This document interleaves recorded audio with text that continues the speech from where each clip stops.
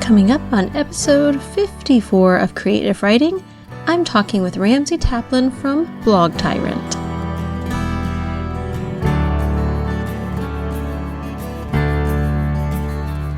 I can't go back to sleep, it's almost light. These restless thoughts have kept me up again tonight. Hello and welcome to episode 54 of Creative Writing. I am your host, Kirsten Oliphant, and this is the podcast for writers, bloggers, and creatives who want to build an online platform without being smarmy. And what that really means is you're trying to connect with your ideal reader, your ideal audience, grow traffic, grow your subscribers, and find success online without feeling icky about it or using sales tactics or other options that you just don't feel comfortable with. No smarm here. So I'm really excited in this episode to bring you an interview that's about a year old, actually, from Ramsay Taplin of Blog Tyrant. And Ramsay, if you don't know him or don't know the site Blog Tyrant, he has a fantastic site all about blogging tips, all about things that he has learned. And he is one of those people I really admire because he shares generously. He answers his comments. He answers his emails. He's one of those people that's really responsive, even though he does have a large list. He has a lot of traffic, but he takes the time to speak to people. So I'm really excited to share with you this episode. And this is the first of a series of podcast episodes, which are repurposed episodes from the Business to Blogger podcast, which is no longer with us. But I did all these interviews and I didn't want them to go to waste because there's so much valuable content. So I'm really excited to let you hear this interview with Ramsay, and whether blogging is your main thing or something you're doing to help build your platform, he has a lot to say about experimentation that carries over to Facebook ads and other social platforms. I think it'll be really helpful to hear a bit about his journey. Now, this episode is sponsored by Holly Homer, who has just launched a brand new site, hollyhomer.com, and also has a Facebook group, which is facebook.com/4 Holly Homer. And she has tons of great information, actionable tips, especially about using Facebook and Facebook Live. And now, on to the episode with Ramsay, and I will see you guys on the flip side. Well, in today's episode, I'm talking with Ramsay from the Blog Tyrant. How are you doing, Ramsay? I'm good. How are you? I'm doing fine. I'm doing great. I've been a longtime fan of your blog and reader of your blog, kind of lurker. I don't do a lot of commenting there. I tend to be a lurky kind of blog reader, but you have such a useful blog and such a great friendly style of talking to people about how they can grow their blog. So I really appreciate all that information you have. And I wanted to just kind of pick your brain just a little bit. You actually got your start like at 16 making blogs, you said on your blog, but you've guest posted at places like Copy Blogger and Pro Blogger, and you're the first guest post on Viper Chill, which is a really cool thing to have. Did you get a badge for that or a t-shirt?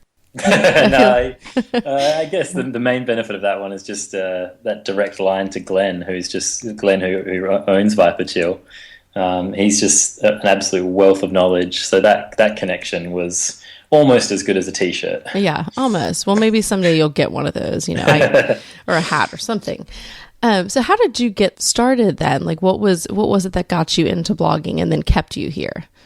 I guess I was always kind of interested with the internet growing up, and sort of showing my age a little bit now. It kind of felt like in high school when I was going through, that's when Google and all that stuff was just kind of coming on board and starting to take off. So it was very exciting. And for me, I was obsessed with Kung Fu and weightlifting and all that kind of stuff in high school. So it just started out with me writing all the stuff down I was doing on, I think it was an Angel Fire website, which was like an old free kind of blogger alternative. And we had like flaming text and scrolling marquees and flashing lights. Oh, it was awful. But that was when it sort of started for me.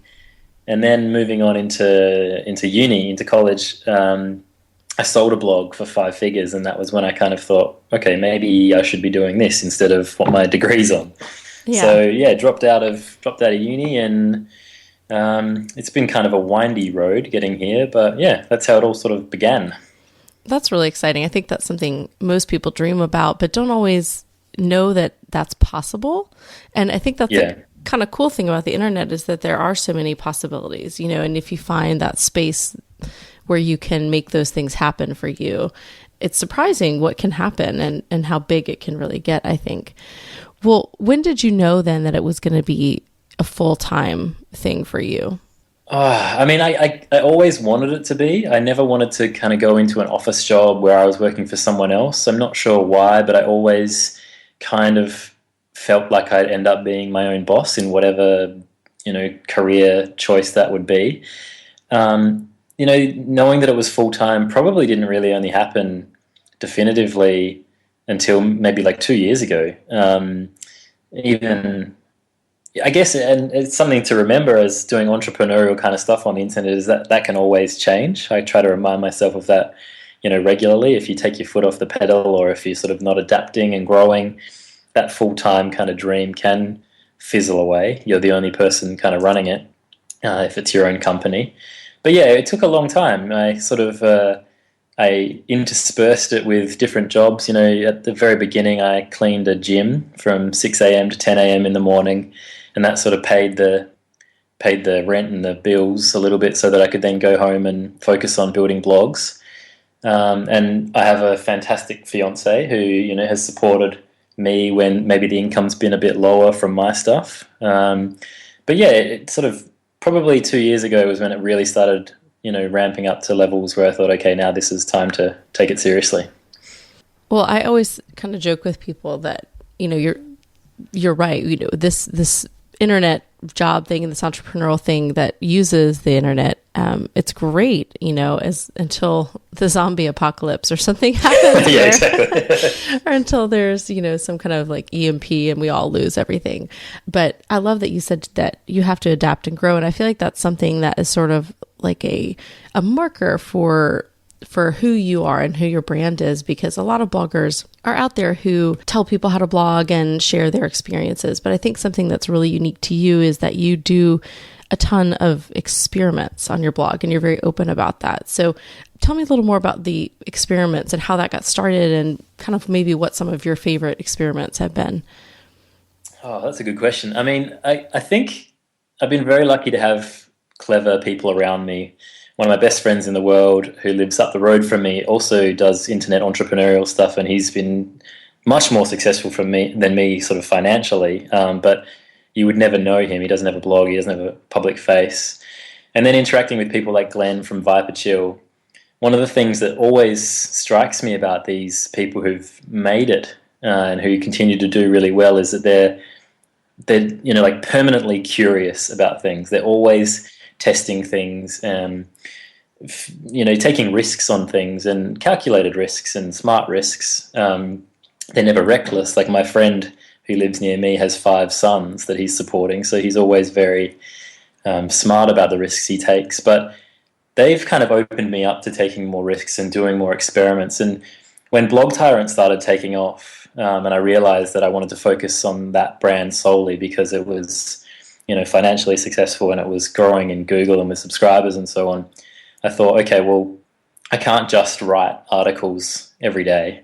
I don't have enough to talk about, for starters. I don't want to just put up content for the sake of it. So what can I do? And then it sort of dawned on me that my job, big part of it, is running these experiments, trying to see what works, what converts better, and challenging those old ideas I have, and the skills, I guess, and the knowledge that I picked up with the other blogs that I sold, and the other blogs that I've built up with my internet business, is just to keep testing new ideas to see what works. I guess a favorite one is always email subscribe optimizations, and at the moment like affiliate sales optimizations.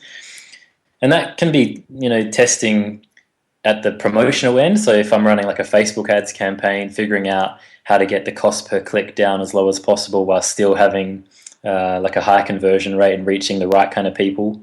Or it can be on the other end of when people opt in to, your email sign up form and you start capturing email subscribers. Can I change a button from green to red and get more subscribers? And then when I send out an email to those new subscribers, do they then interact with the content that I'm sharing? So that kind of stuff fascinates me. That's probably my favorite thing to experiment with. That's really fun. I really love too that you will share reader success stories. Like there was one, I think a few months ago, or maybe even more than a few months ago, from a girl who started a fashion blog and just had that kind of explode. And you shared her story, which was really cool. I love the experiment idea. And one of your recent ones was about not boosting Facebook posts. Your conclusion was sort of, you could pay for an ad, but not boosting. Was that kind of what you found? Yeah, I mean, the thing, when you boost your Facebook post, you just click that boost button and it's very immediate, and it does work. It does have results. Since publishing that, as often happens, I've had emails from people who disagree and who've got results to the contrary. But, with the boost, there are a bunch of metrics that you can't pick and choose that you can with the Facebook ads. And the big one for me was whether you could choose mobile or desktop platforms, because say for me on my site, I make money from affiliates. A lot of those affiliate programs you can't do on your mobile. Like it just doesn't have a mobile site. So I usually want those people to arrive on the desktop version. So spending money on mobile ads is a bit of a waste. And I think it's great that you're doing these, because again, these are like things that I wouldn't think about as I'm, setting out. So I like the idea, like you said, having clever people around you helps you. And I think for bloggers, if they're not reading blogs like yours, where people are kind of pushing the envelope and doing this experimenting and talking about what worked, not that there's necessarily a formula, because I think you would probably even agree, like you said, like people have different results, but in general, it's great to have someone who is taking a risk sort of for you and seeing what works and doesn't work. I actually, after I read your post, or that same week, I boosted a Facebook post, but I spent like $8. And so for me, it was sort of like a ridiculously low risk kind of thing. How did it go? It went well, but I think the reason that it went well was because it was a post that did well on its own. And okay, so, yep. Yeah, it was a post of mine that probably had the most engagement of a post ever. It was a post for Mother's Day, and I wrote it for people who aren't moms, because I sort of always feel for, women who are either trying to conceive and can't, or who, don't want to be moms. For a long time, I didn't want to be a mom, and I have 4 kids now, so that changed. But, yeah, okay, yep. But I always feel for those people, because when I, didn't have kids, or even talked to people about not wanting to have kids, they treated me like I was some kind of alien. And I think Mother's Day, well, there's not to take away from moms, but for the people who kind of silently endure this day that they just really don't like, or people are it's more in your face. So I wrote a post for those non-moms, and I think it struck a chord with people, so it was already kind of taking off on its own, and so I boosted it. That is a constant conversation in my house, so I'm going to have to look that post up. yeah, please do. I'll send you the link. But oh, that'd be great. But it did well on its own, and it did better. The unpaid reach the organic reach was better than the paid reach. Right. So, that's great. And, again, $8, I didn't feel like I lost anything, but, it's hard to say with just one what that did, but it, anyway, Facebook is just its own crazy animal. And I think, yeah, it is. It takes a lot of time, doesn't it? It does. And I don't, that's kind of somewhere I don't want to spend a ton of my time, because they keep changing it. And so once you figure it out, then they that's like to, true. Yeah, and they kind of say, well, we're just showing your followers, what they want to see, but that's not fully true either, because, other posts of mine that are similar in content to ones that do well get like 5 people seeing them. And I'm like, yeah, that's not, that's not reality. Yeah, exactly. Well, you really stress email list. And one of my favorite posts of yours is I think it's 41 things that got you over 10,000 email subscribers. So what is your sort of big deal about email, or why do you stress that as so important? I guess paying attention to what the other successful people were doing is like was the first thing that inspired me to start with the mailing list. Because, everyone who's got a long-term sustainable internet company seems to focus on subscribers, memberships, that kind of thing. When I was doing my original blog, the one that I sold, I think it was the first one I sold. I sold a few when I was in college, but I think it was the first one. I had a Google penalty one day. It was making, I talk about this on the blog a little bit, but it was making money from AdSense, where people click the ad and you earn 10 cents or $1 or whatever. But I was kind of relying on that AdSense income which was just traffic from Google, people coming from Google through searches, clicking ads, and then leaving. And one day I got a Google penalty. I don't know why. I suspect that a competitor may have dobbed me in Google Webmaster Tools for spamming or buying links or something that I hadn't done. But I woke up and I had completely lost all my rankings, all my traffic, and thus all the income. Yikes. Which was, a bit of a wake-up call. And it was kind of then I realized that, well, if I had been focusing on email subscribers, I'd have that protection, that backup. And that's so important because, a lot of the traffic still does come from Google, and Google, like we're talking about with Facebook, changes their algorithm all the time. There's, articles in major press like New York Times, New Yorker, talking about small businesses who, have shut up shop because the Google algorithm has changed and they're no longer relevant, or they're not ranking as well, or they did the wrong thing. So that's the first thing, is that it's like a protection from Google updates or, those fluctuations that happen on the internet. If you've got those email subscribers, and you can go so far as to back them up and just have them in an Excel spreadsheet, just a list of email addresses, that's, saved there to keep you insulated against those changes. But then also, email is still by far the most effective way to tap into, a market. If you're growing an email list, they obviously want to hear from you if they've subscribed to your email list. So straight away, you've got a group of people that you can, and a platform that you can promote, not just new articles and things to, but new websites or products or affiliate promotions, colleagues, whatever you want to do. You just can't really do that on any other platform as cheaply and as effectively. If someone opens up your email, it's automatically a trusted kind of signal. So, yeah, for me, it was about those two things. And the getting de-indexed by Google was something I kind of hope never happens to Blog Tyrant. But if it does, I'll feel a little bit less worried because we've got that email list there.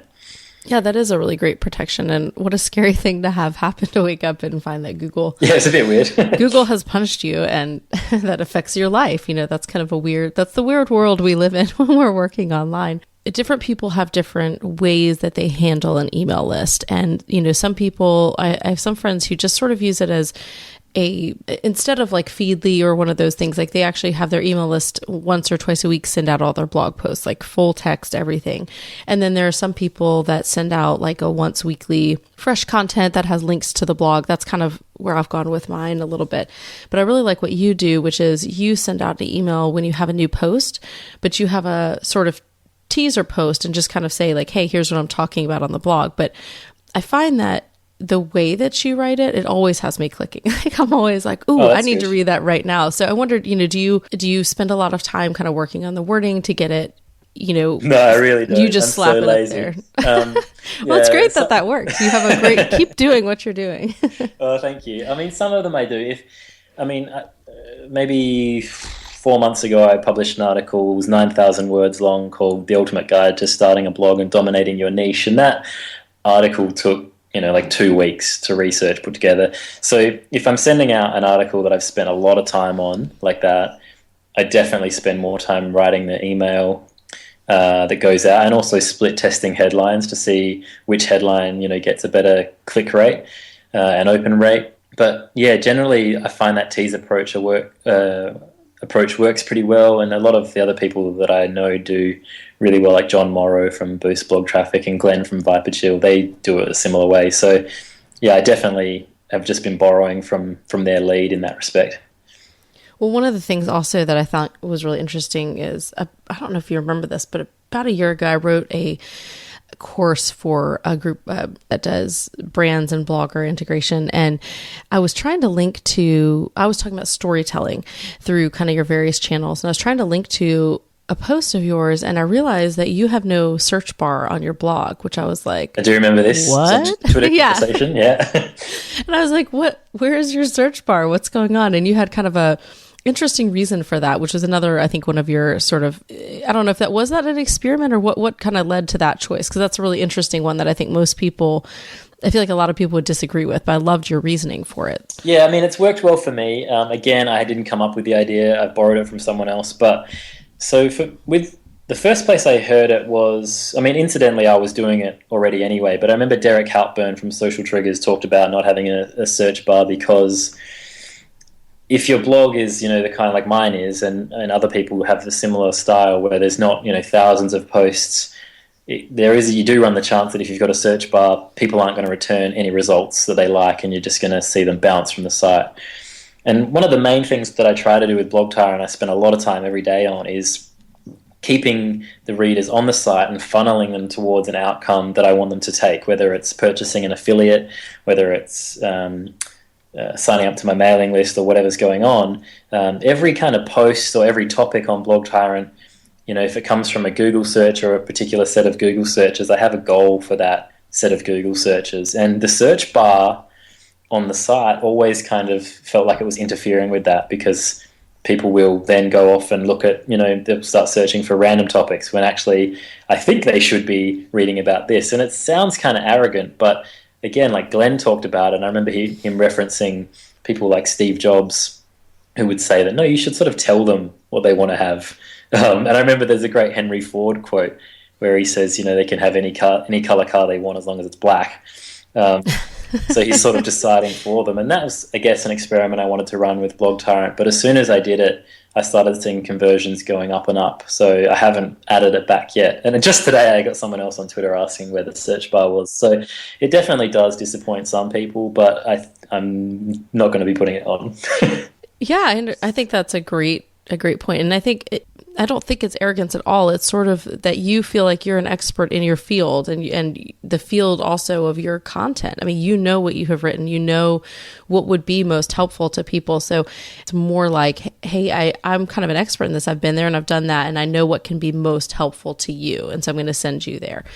And I think that's just a really effective strategy. But I don't know that I ever found the post, though, that I wanted to find. So I was really sad. And now I don't remember which one that was. And I think I linked to something else. Tips, I think, are 41 things that got people on your email list, which is one of my favorites. And then I also had just read the How to Start the Blog and Dominate, which is a great post. And I have to say, there's a picture of a place in Majorca where you said you did some writing. And I always sort of like, that's sort of how I imagine you writing, is sitting in this cafe by the sea. Not always like that, but yeah, that was a really nice place. Yeah, that would be great if we could all sort of have that as our blogging home. Well, what are some of the things you've talked about working with other people or kind of, riffing off what other people are doing, but what are some of the things that really helped you grow and dominate in your field? For me, a big one was kind of getting over the fears that go along with having a public, kind of business. Initially, Blog Tyrant was completely anonymous for the first 2 years. Part of that was a strategic decision because I thought, my history at that point had just been selling blogs. And I had this idea that if I was anonymous and Blog Tyrant wasn't associated with a particular person, it would be easier to sell it. But when I started to sort of grow to love the site and the readers who were there regularly, and when I saw how popular it was becoming, I thought, okay, I need to, maybe put my face to it. And I was actually in Bali with my fiance. I just proposed to her, and I had an email from Glenn from Viper Chill where he first asked me to write for Viper Chill, but only on the condition that I would do an unmasking as my first post on Viper Chill. So that was kind of the impetus for that, and that went really well. It had almost 500 comments. People were very kind, and then added my face to the site and added a few photos, the one on the couch and that kind of thing, and it really started to take off after that. But for a long time, I was really kind of worried about that, putting my face to the content that I was sharing. But then also I had a lot of worries around whether I was giving the right advice or the right tips, whether it was actually helping people. And comes a certain point, I think, where if you're a blogger or if you're in business, you really need to get over those fears and just try to do things. And I guess it comes back to the experimenting. But I see so many of my friends who are starting new businesses or new blogs, and they really can't get past that, just putting it out there. There's so many like perfectionists who want to do everything right before they release it. But for me, it really started to take off when I just sort of forgot about it being perfect, even in my eyes, forgetting about it being really good and just getting it out there. And people still get a lot from it. And that's when you really start to get feedback and learn and fail and, be okay with that. But being prolific, I have found has been so much more important than doing anything perfectly. Yeah, and I love what you say, and I think it was in your How to Start a Blog and Dominate, but you talked about how mucking it up is sort of like, a place that you learn to find success from, because you turn that around and find something that works. And then, you're humble enough to share that. I think some people, there's the sense that people go look at their blog and look at their business or what they're doing and feel like there is some kind of perfection. And I could never do that, because clearly they don't make mistakes because they don't share them. But I love that not that you share tons of mistakes, but I think by taking that experiment sort of mentality, you allow people to kind of get a sense that you're a regular guy who is, very brilliant in your field, but you're still trying to figure it out and trying to keep up, just like, we may be on the other side of the computer over here. So I love that. I think that's really helpful for people to connect with you in a personal way. So I didn't actually find the blog. Yeah, I didn't find your blog till after you had unmasked, but I can imagine that being really like such a big change in the internet. There is always sort of that question about, privacy, whether it's, for kind of the reasons you said about selling the blog, or, a lot of people who have kids are really, there's the debate about whether you should, even put pictures of your kids online. And, it can be a really scary thing to know how much to share, and what the, repercussions of that might be. Yeah, it is. It can be quite a frightening place. So if you've ever read like just any YouTube comments, there's a lot of oh my gosh, bullying yes. and stuff that goes on. But I mean, to be honest, I haven't really had any of that in the 5 years since then, or 3 years since the unmasking. And yeah, I mean, that kind of stuff you just have to take in your stride anyway. It doesn't matter what field of business you're in, there's always going to be people around like that. So just kind of have to ignore it, I think. Well, one of the things that I had a question about regarding email lists, I feel like a lot of people who are doing really well they have sort of the blog where they're helping you do something, whether it's like yours, like starting a blog and being successful, or being an entrepreneur, or, smart. I'm thinking of like Smart Passive Income and some of these blogs that do really well in Copyblogger, but they're all telling you how to do something. And so I know that it's really easy for me to subscribe to those, or to subscribe to an email list where you're getting a great freebie that's also helping you. Like, here, sign up and I'll give you my free series on XYZ. But for a lot of people who are blogging in a different kind of niche than that, they struggle with how to, I guess it's harder to, I think, get people on that list, because it may be harder to think about what you have to offer people as a mommy blogger. And I don't just mean like the Sure. free gift, but sort of just in general, like what is it that gets the people to click? If you're, blogging about DIY in your house, what's going to make people go? And I think in the olden days, so long ago in blogging, a lot of people did make money just being like a person, and I think of people like Heather Armstrong of Deuce, and she's now, I was just thinking of her. yeah, I mean, she's not closing up shop, but she's definitely taking a lot of steps back. But she started out blogging. When I went back and read her first post, I was like, how did she become huge? Like, I don't, she's just writing, but she did. And I feel like that's one of the things I've noticed that has changed a lot in the blogging landscape, that it's really hard to have that kind of success if you're just a person writing. So do you have any tips for people who don't necessarily, they're not blogging about blogging, they're not blogging about something that's necessarily very easily lending itself to giving something away, for how to grow that email list? Because I think that's been the hardest for me, I think, is figuring out how to do that. And I hear a lot of people asking that question. Yeah, okay. I mean, the first thing I'd probably want to say is like the niche, like blogging about blogging, is so saturated that I actually think it's a lot harder than most other niches that are out there. The same with most internet marketing, making money, all that kind of stuff. I've tried to shy away from that a little bit on Blog Tyrant, but that can make it even more difficult. But I get what you're saying about not being sure about what to give away. I guess it's really important for bloggers to know what their goals are with the blog.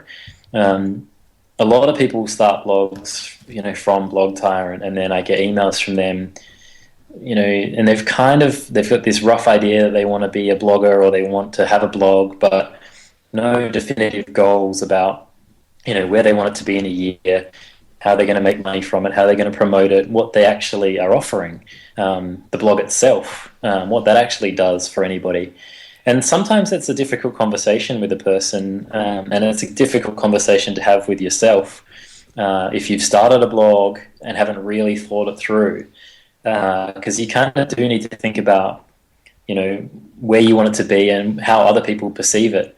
So I guess that'd be the first thing to look at if you're not sure what to offer for a bit of email bait for an email subscriber. Start with your goals. What are your goals for the blog? What kind of people do you want to attract to the blog, to your mailing list? What are you going to offer them in the long term so that they stay on the email list? Who are they? Where do they live? How old are they? Get a real picture in your head about the person that you're pitching to, what problems they have. And it's the old kind of marketing adage. You want to think about what keeps them up at night and then help them solve that. But one of the most inspiring things I've read and then experimented with my own stuff is a book called How Brands Grow by Byron Sharp. He's from the University of South Australia, and this particular book focuses solely on marketing myths and a lot of the myths that marketers sort of hold on to that aren't true, like loyalty is important. And that one always shocks bloggers when I mention it. The idea that loyalty actually isn't that important. What you should be focusing on is reach and reaching more people, because inevitably, if you grow your reach, people become loyal as a byproduct of that. And when you look at the internet, people maybe read Blog Tyrant regularly, for example, but that doesn't mean they don't also read Copyblogger, ProBlogger, Viperchill, Smart Passive Income. Nobody's exclusively loyal to anything. So trying to grow this loyalty is a bit of a myth. What we should be looking at is growing our reach. And one of the ways that Byron Sharp talks about in this book is the idea of being distinctive, that all of the successful brands, it doesn't matter what brand they are, whether it's fast food, smartphones, cars, they all do it by figuring out a way to be distinctive. And that's something I don't think bloggers do enough. And we know that there's billions of blogs out there.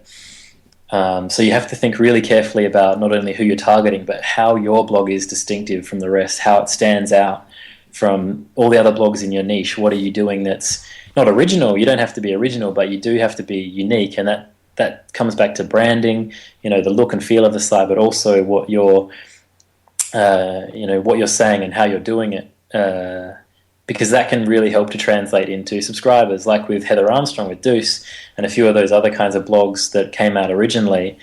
The people who were really successful were really distinctive. You wanted to hear from that person. So if you don't have anything sort of concrete to offer, start thinking about ways that you can be more distinctive for the people that do encounter your blog to sort of inspire them to come back. That's really helpful. I think that's just a great thing for people to think about. And I agree with you. I think that there are so many blogs out there. I feel like any field you really look at, there's just so many blogs. And if there's a field that's not saturated, it may be because nobody wants to really read about it. Yeah, that's a good point. At this point, I feel like blogging has been around so long that it's, this is the year I think people started saying blogging is dead. I don't even know who said that, but I absolutely disagree. But I do see some of the people who've been around a long time sort of closing up or backing off to find something else. But people say that every year. I guarantee every year since I've been doing it, people have been saying that, and there's still people making hundreds of thousands of dollars a year or millions of dollars a year from a blogging content marketing concept.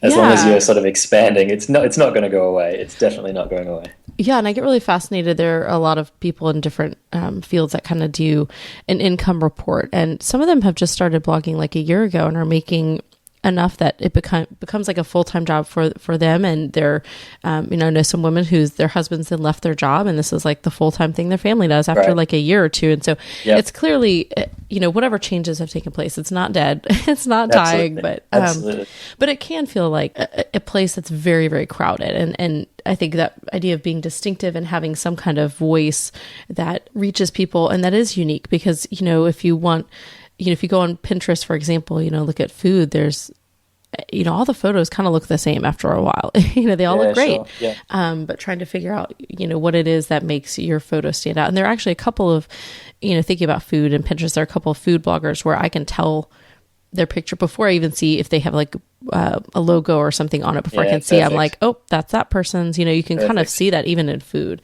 Well, kind of to close up shop here, because I know it's night for you, it's morning for me over here. What are some of the things that you really love and are really passionate about or really enjoy about what you do? Oh, that's a great question. I love that I can work from home or a cafe or wherever we're going. If my fiance wants to travel for her work, we can do that. I don't have a fixed location. I'm not working in an office with all the office politics and a horrible boss. I just have me and my cat. That freedom is pretty special, and I work pretty hard to try and maintain that, to make sure that will keep going. But I guess like the internet's great, like you talked about at the very start of this chat, that there are so few barriers to entry that anyone can get on board and try it. And not everyone will be successful, but the people who are successful, I really see the success that I've had with Blog Tyrant, I don't think I could have ever had with the job I was going to get out of my university degree, in terms of income, in terms of how quickly it sort of has happened. And like I said, it won't happen for everybody, and it probably won't last forever for me, and I'm aware that this brand will die out at some point. But I'm really grateful for that, and I think that it's a pretty amazing time to be alive. Like Google is like the gold rush times a trillion, because there are so few barriers to entry for so many people. And I absolutely just encourage people to give it a go if that's something that they're thinking about. Don't expect that that's going to pay all the bills straight away. It's a lot of hard work, and as you know, when you run your own business, it's really stressful because it's only you or you and your staff that pay the bills. So there's not that sort of protection that you have in a workplace. But I really do think that the benefits outweigh the stresses of that. That's great. Well, thank you so much for taking the time to... Oh, thanks for having me. Yeah, this was really great. I really enjoyed the conversation. I feel like now I have 8 million more questions to ask you, so maybe we'll talk again at some point. But thank you so much for coming on to share all of your wisdom and your thoughts about blogging. Thanks so much for having me.